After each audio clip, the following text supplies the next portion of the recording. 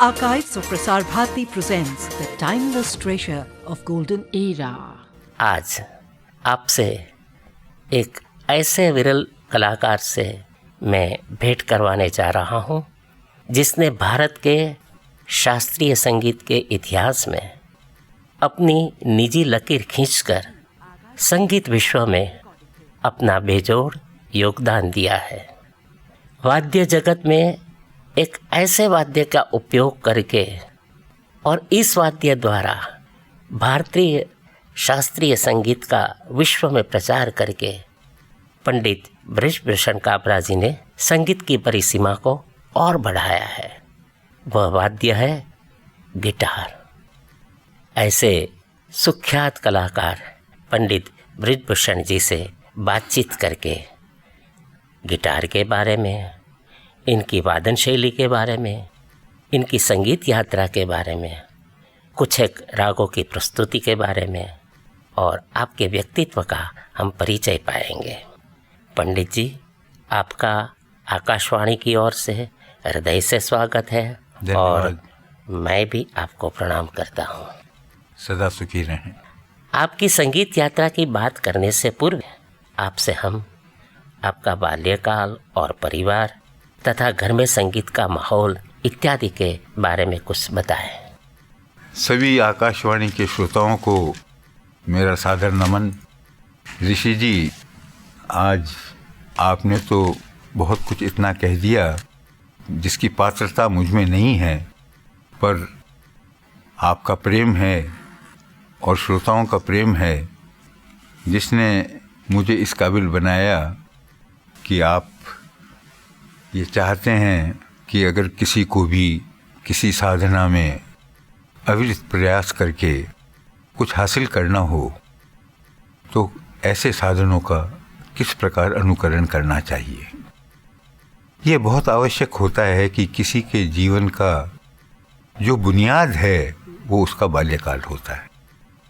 जैसे हम एक मंदिर को देखते हैं, इतना भव्य होता है, उसके ऊपर एक सोने का कलश होता है, इतनी सुंदर प्रतिमाएं चारों ओर रहती हैं, लेकिन कोई ये नहीं देखता कि किस ईंट और गारे और पत्थरों के ऊपर वो मंदिर बना हुआ है। क्या बात है। उनको सरकाने से वो एक क्षण में ढह जाएगा।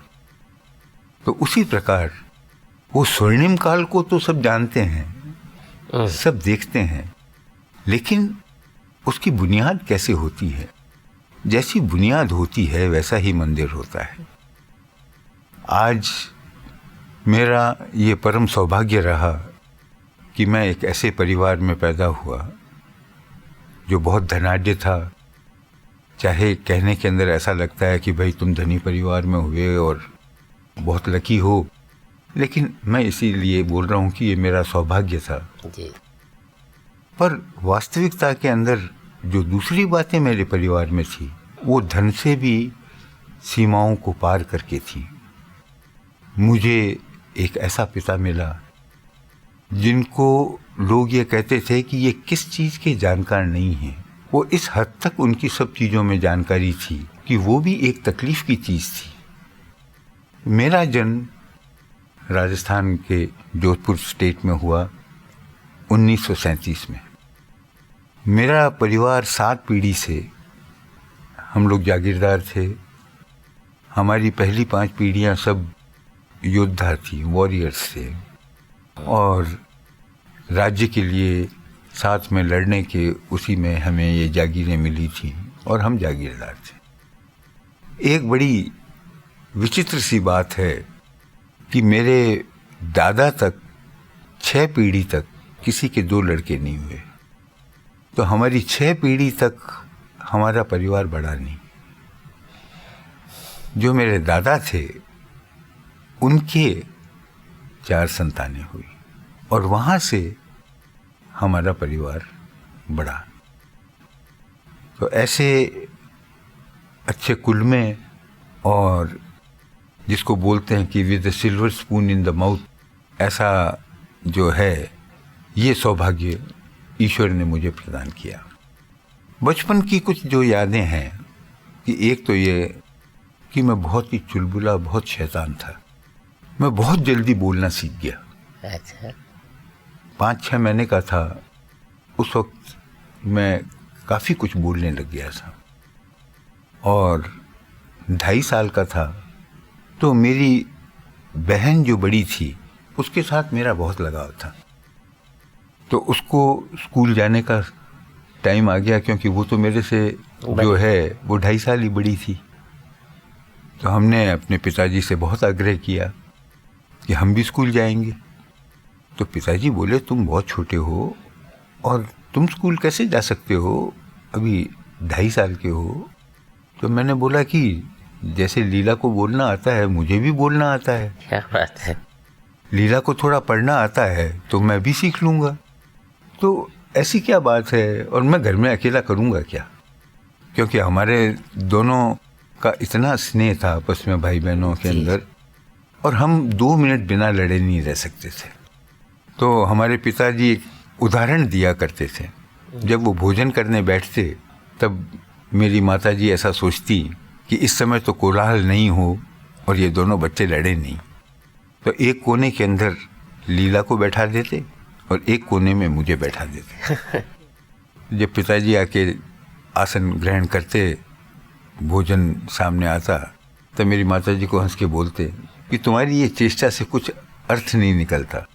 तो उन्होंने कहा क्यों, कि ये तो आंखों से भी लड़ सकते हैं। क्या बात है। इनको शब्दों की ज़रूरत नहीं है जी। इनको आपस में मारा पीटी की ज़रूरत नहीं है, ये रह ही नहीं सकते उसके बिना। और हम स्कूल के अंदर वहाँ पहुँचे। स्कूल के अंदर पहुँचे तो लीला का दाखिला तो दूसरी क्लास में हुआ जी। और हमको बोले कि किंडरगार्टन के अंदर रख देंगे। तो हमने तो जिद की कि भाई जहाँ हमारी बहन बैठेगी हम तो उसी कक्षा के अंदर बैठेंगे। क्या बात है। तो बोले ऐसे कैसे हो सकता है। तो हमने आके पिताजी से जिद पकड़ी। हमने कहा ऐसा कैसे हो सकता है कि लीला उस क्लास में बैठेगी और मैं जो है वो दूसरी क्लास में बैठूं। तो पिताजी का तो उस वक्त क्या था कि सभी चीज़ों के अध्यक्ष वही थे। जी जी। पब्लिक सर्विस कमीशन के, रेलवे बोर्ड के, सारी सामाजिक संस्थाओं के, व्यापारिक संस्थाओं के। माता जी ने बोला कि अब ये फिर जिद करेगा और इसको ये घर से जितने टाइम दूर रहे तो यहाँ घर में भी शांति रहती है, तो बेहतर है कि आप इसको कैसे ही उसमें भर्ती करा दो। तो पिताजी स्कूल गए और बोले कि भाई जस्ट टू ह्यूमर मी इसको इसी क्लास में बैठा दो। तो हमारा दाखिला सीधा दूसरी क्लास में हुआ। 2.5 साल की उम्र में। 2.5 साल की उम्र में। ये तो जो है एक मैंने थोड़े से लाइट मूड के अंदर एक बात बताई। बराबर।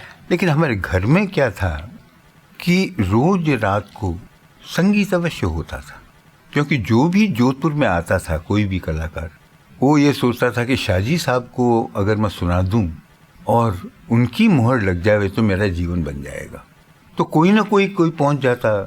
कभी कोई संस्कृत के भाष्य के आ जाते, कभी कोई कवि आ जाता, कभी कोई फिलोसोफर आ जाता, कभी कोई ज्योतिषी आ जाता, कभी कोई मैथमेटिशियन आ जाता।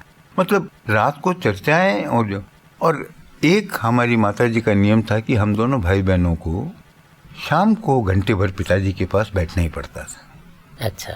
अच्छा लगो बुरा लगो क्या चल रहा है उससे कुछ मतलब नहीं, लेकिन वहाँ पर हमको बैठना होता था। तो जब कुछ भी चलता था तो हमको अच्छा लगे, हंस लेते थे, आपस के अंदर गुदगुदी कर लेते थे, जो भी करो, लेकिन बैठना पड़ता था। 1 घंटे का सानिध्य सही। एक सानिध्य जो है, हमको ये पता नहीं था कि ये जीवन के अंदर हमको कहाँ से कहाँ ले जाएगा वो सानिध्य। तो अगर इसमें मैं 2 पंक्तियाँ कुछ बोलूँ कि जो बाद के अंदर मैंने उसको अनुभव किया कि मैं जब छोटा था तो मेरी माता ने मुझसे एक प्रश्न किया कि धरती से ऊंचा कौन, धरती से बड़ा कौन और आकाश से ऊंचा कौन। तो मैंने जो कुछ सुना था उस हिसाब से बोला कि धरती से बड़ी माता और आकाश से ऊंचा पिता। पर उस समय ये समझ में नहीं आया कि पिता आकाश से ऊंचा क्यों होता है। जब तक ये समझ में आया बहुत देर हो चुकी थी और शर्म से अपना सर झुकाए मैं सोचने लगा कि काश मेरे में ये समझ पहले आ जाती कि पिता आकाश से बड़ा क्यों होता है तो मैं उनके चरणों में बैठा रहता, तो आज इस अयोग्यता की मेरे में इतनी परिपूर्णता नहीं होती और मैं उनके सपनों के योग्य हो जाता। शायद मैं कुछ योग्य कुछ भी हुआ हूँ, हाँ। जैसा कि लोग कहते हैं, पर उनके सपनों की योग्यता मैंने प्राप्त की क्या नहीं, ये तो मुझे मालूम नहीं। जी तो ये जो अपने जिस संदर्भ में बात कर रहे थे, जी। और हमको कुछ न कुछ कान में पड़ता ही रहता था। हाँ। फिर हमको दोनों को संगीत का बहुत शौक था और माताजी हमको रोज कोई एक नया भजन सिखाती थी। अच्छा।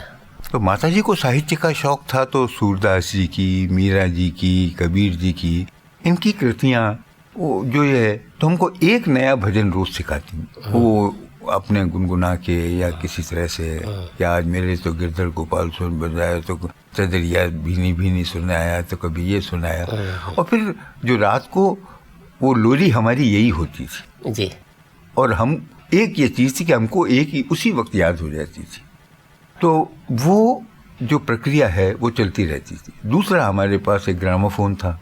घर में रिकॉर्ड्स तो सब क्लासिकल म्यूजिक की थी।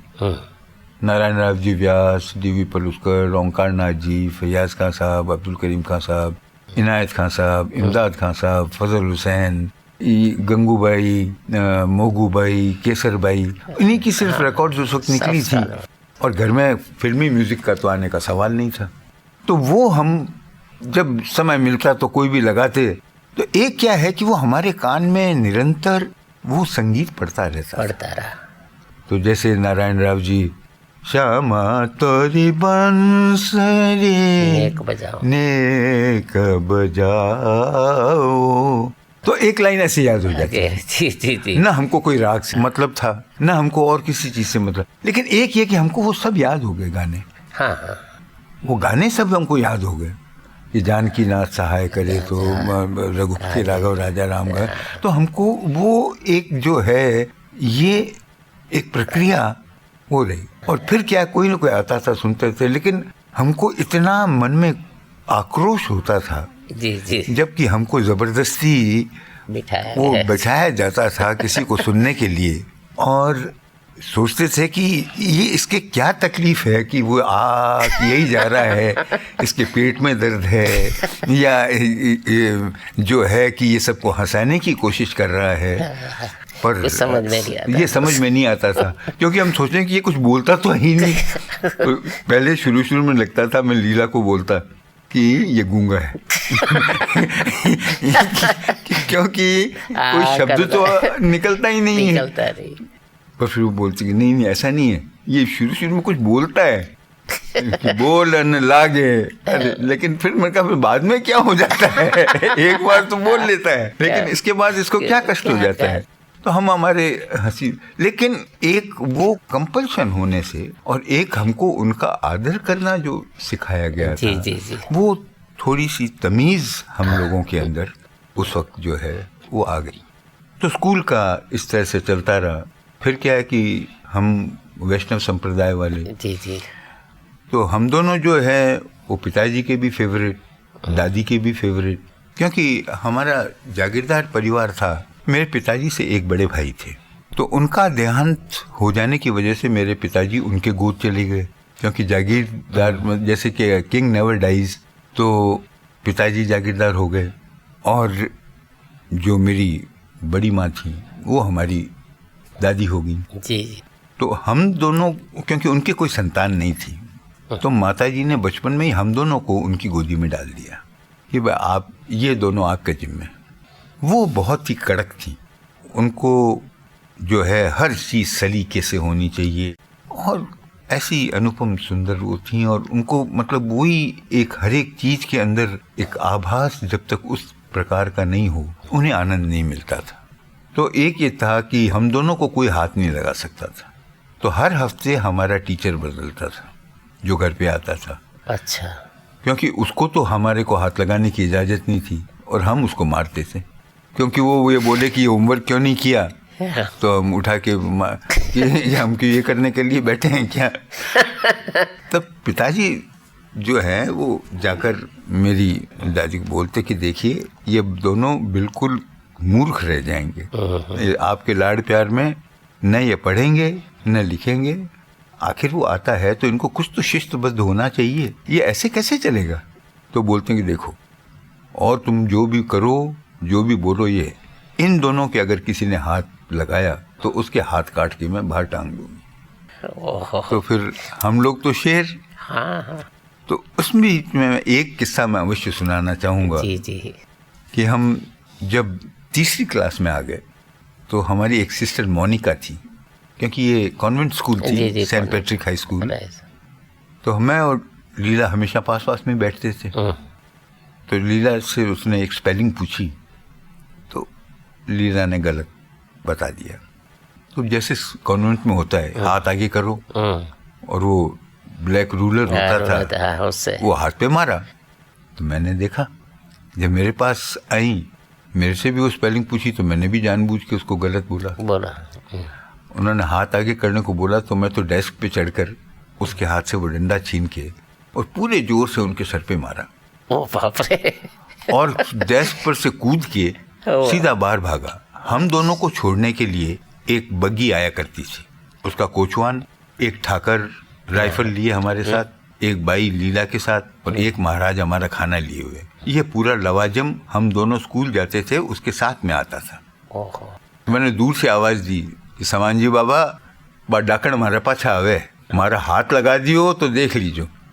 मैं जाके बग्गी में बैठ गया। अब वो तो रिपोर्ट तो साथ में आनी ही थी। जी जी। अब हम जाके दादी के पास बैठ गए। जाके मैंने दादी से पूछा, दादी अगर कोई बहन के हाथ लगावे तो क्या करना चाहिए? उसके हाथ काट के थोर पे लगा देने चाहिए। थोर अपने बोलते हैं कैक्टस को मारवाड़ी में। तो मैंने कहा कि आज ऐसा हुआ। तब दादी समझ गई आज मामला ज़्यादा गंभीर है, अब तो इसको कुछ पनिशमेंट मिलेगी। तो अच्छा तू यहाँ बैठा रहे। जाके मेरे फादर से बोले कि देख भाई, थोड़ा हमारा लाड प्यार ज़्यादा ही हो गया है, पर आज भी न माफ़ कर दे। पिताजी बोले क्या हुआ, क्या किया उसने? भाई कुछ किया तो है, लेकिन अब उससे ही पूछ लो। उसके साथ एक चिट्ठी आई है। जाकर मैंने चिट्ठी अपने पिताजी को दी। पिताजी पढ़ के बोले कि भाई हद कर दी तुमने, कुछ तो ख्याल करो। आज तुम्हारी जो गुरु हैं, तुमने उनके ऊपर हाथ उठाया। अच्छा, और उनके 5 टांके आए हैं सर के अंदर। ये कैसी विडंबना है, अब मैं क्या करूं तुम्हारा? और वो 7 के अंदर तुम क्लास में हमेशा फंस जाते हो। तो उन्होंने ये बोला कि अब इसको क्या इसका किया जाए। हमने बोला ठीक है, मैं ही जाके उनसे माफ़ी मांगूंगा। दूसरे दिन मैं गया और वो मॉर्निंग के अंदर असेंबली होती थी जी चर्च के अंदर। उसके बाद जाके मैंने पैर छू के बोला, मैंने कहा सिस्टर मेरे से बहुत बड़ी गलती हो गई। मैंने सिर्फ एक ही पक्ष देखा कि आपने मेरी बहन के हाथ पे मारा, और मुझे ये सिखाया गया है कि अपनी बहन की रक्षा के लिए जो है, अगर बहन पे कोई हाथ उठावे तो उसको, और कि तुमको ये किसने सिखाया? मैंने कहा मेरी दादी ने सिखाया। बोला बात तो बहुत अच्छी सिखाई है, पर तुमने उपयोग थोड़ा गलत कर दिया, तो ठीक है तुम क्लास में आ सकते हो। तो ये बचपन की इस तरह की। लेकिन एक ये है कि एक डिसिप्लिन का वातावरण मेरे जीवन में उस वक्त नहीं था, क्योंकि इतने लाड प्यार में दादी के बड़े हुए। पर ये हमारा ये जो गाना सुनने का शौक था, ये बहुत ज़बरदस्त था। जी जी।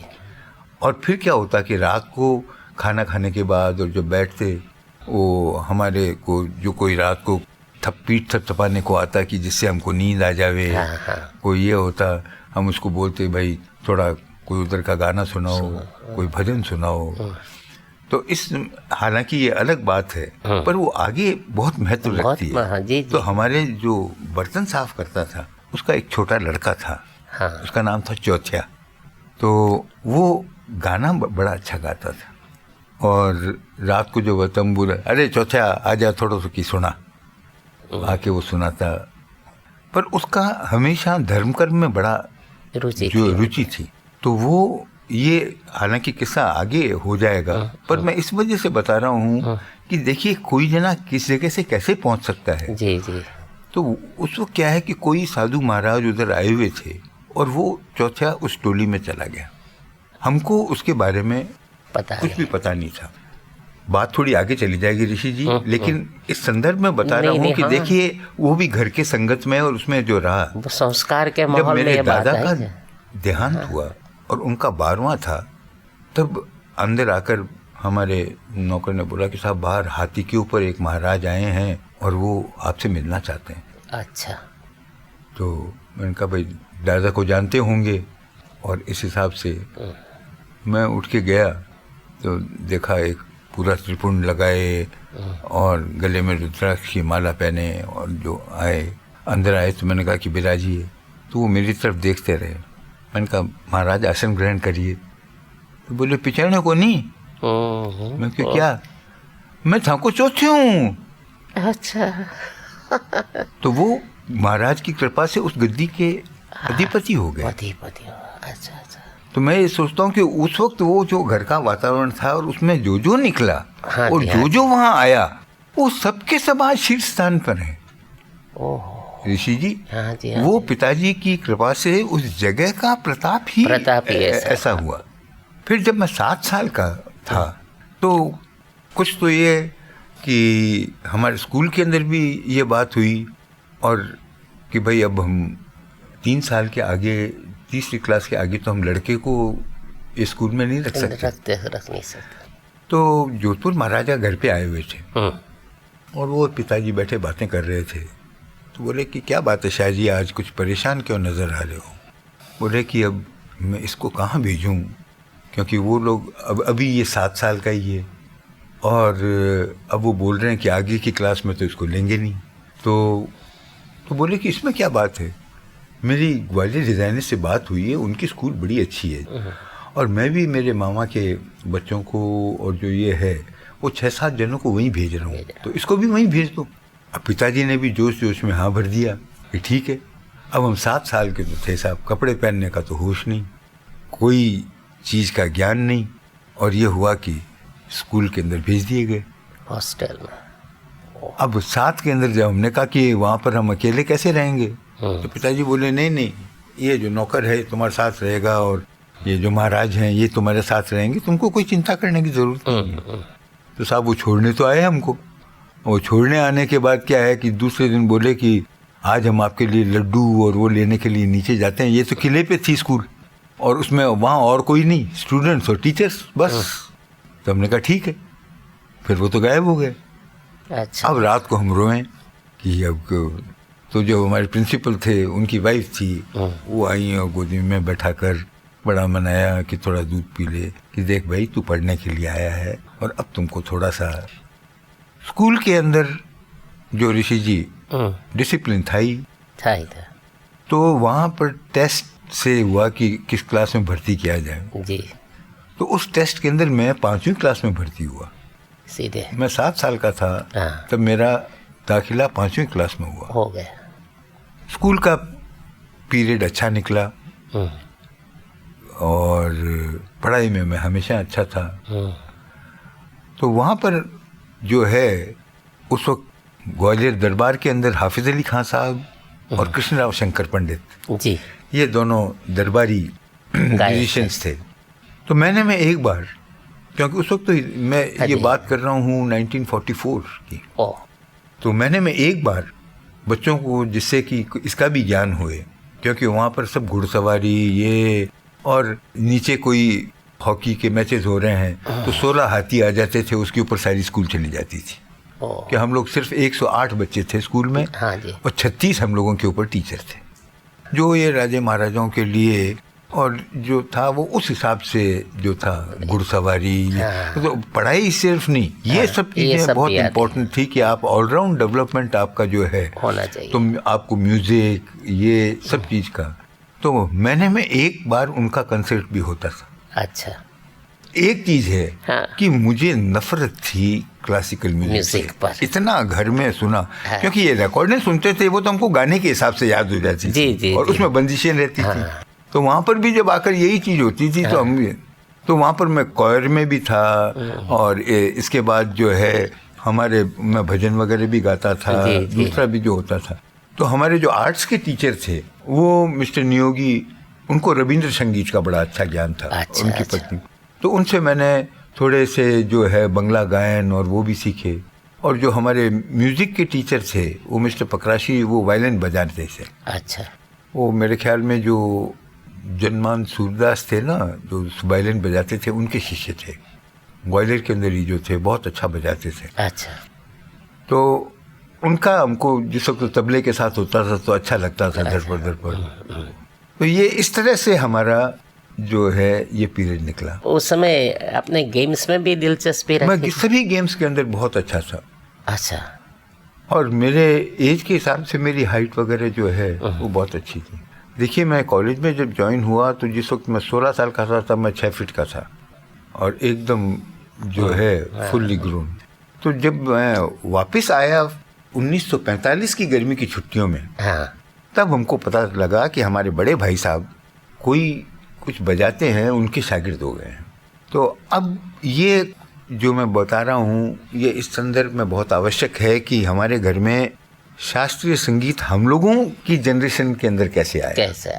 तो 1943 के अंदर हिज हाइनेस ने एक बार पिताजी से कहा, शाहजी अपने यहाँ पर और सब तो है, लेकिन जैसे ग्वालियर दरबार में हाफिज अली खां और कृष्ण राव हैं और वहाँ पर ये हैं, अपने यहाँ पर भी एक ऐसा होना चाहिए जी, जो दरबारी गायक।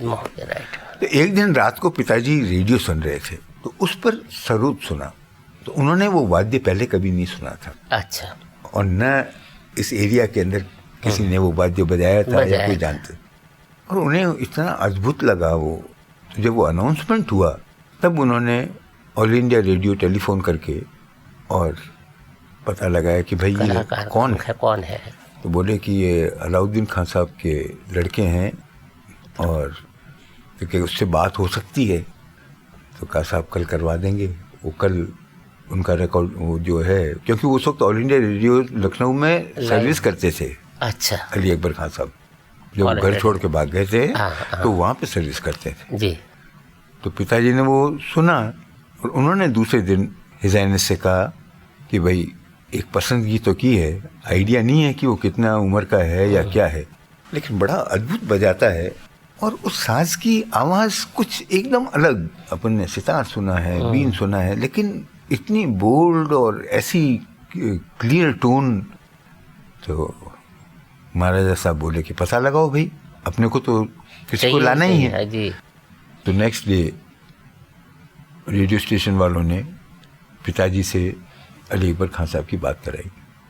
तो उन्होंने कहा भाई हम चाहते हैं कि तुम यहाँ पर आओ और जोधपुर दरबार के संगीतज्ञ हम आपको बनाना चाहते हैं। तो बोले कि इसमें तो मेरे पिताजी की आज्ञा से ही मैं आ सकता हूँ, तो आप मेरे पिताजी को पहले बुला के बात करिए।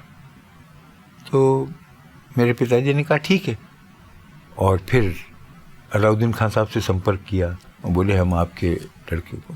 तो बोले वो तो बहुत छोटा है, अभी तो सीखना शुरू किया है। बड़े लोग तो ऐसे ही बोलते हैं। जी। बोले कि जी नहीं, ऐसी बात नहीं है। तो बोले अच्छा मैं उसको खुद लेके आता हूँ। और अलाउद्दीन खान साहब अली अकबर खान साहब को लेकर जोधपुर आए। जोधपुर आए और सारा माहौल और पिताजी से मिले तो बोले कि देखिए ये बहुत छोटा है, तो इसका सर नहीं चढ़ जावे, तो इसको कोई उस्ताद फुस्ताद मत बोलना, ये अभी ऐसे नहीं, लेकिन मैं आपके संरक्षण में इसको छोड़ के जा रहा हूँ, तो देखिए कि ये इसकी तरक्की में कोई कमी नहीं आ रही। तो अली अकबर खान साहब का इस प्रकार जोधपुर में आगमन हुआ। अच्छा, उनका सुनने के बाद भाई साहब को एकदम ये धुन सवार हुई कि मेरे को तो सरोद सीखना है। आपसे कितने बड़े थे दामोदर जी? 10 साल। और अली अकबर खान साहब उनसे जो है वो मेरे ख्याल में 5-6 साल बड़े होंगे। अच्छा। ज़्यादा 17 साल के। अली अकबर खान साहब जोधपुर आए जब 21 साल के थे। तो पिताजी ने कहा 15 साल की उम्र में ही दामोदर लाल जी का वो शुरू हो गया। 17 साल के हो गए थे। 17 साल की उम्र में दादा में और अली अकबर खान साहब में 3-4 साल का ही फर्क था। अच्छा। और दादा 17-18 साल के थे जब कि ये जो मैं बात कर रहा हूँ। और पिताजी ने कहा ठीक है मैं अली अकबर से बात कर लेता हूँ। तो अली अकबर खान साहब को पिताजी ने कहा कि भाई मेरा लड़का आपसे सरोद सीखना चाहता है। तो बोले देखिए अब अली अकबर खान साहब मना तो कैसे करें। हाँ। बोले कि ठीक है उनको भेजिए और थोड़े टाइम तक अगर वो सीखें, उसके बाद अगर दामोदर जी को, वो हर एक को जी करके ही बोलते थे अली अकबर खान साहब शुरू से, अगर इंटरेस्ट होगा तो फिर आगे कंटिन्यू करेंगे। तो दादा का, मैं इसको संक्षिप्त में ही, कि दादा उनसे सीख रहे थे। जब हम आए तो हमको पता लगा कि भाई इस तरह से, और दादा को वो सरोद बजाते हुए, और जो वो देखा, तो वो जहाँ रहते थे दादा रोज़ सुबह जाते थे, तो हम भी साथ में चले जाते थे। तो छोटे से थे तो उस्ताद कभी टॉफ़ी, कभी आइसक्रीम, कभी कुछ जो है, और पता नहीं उनका मेरे पर बड़ा प्रेम हो। तो जब अगर मैं किसी दिन नहीं जाता, छुट्टियों में जब रहता था, तो पूछते मेरे भाई साहब को कि बुला कहाँ है, तो वो बोलते आज नहीं, उसको लेके आया करो। फिर उन्होंने इजाज़त मांगी अपने पिताजी से दादा को अपना शिष्य बनाने की। उस ज़माने में ये सब विधियाँ बड़ी जो होती थी।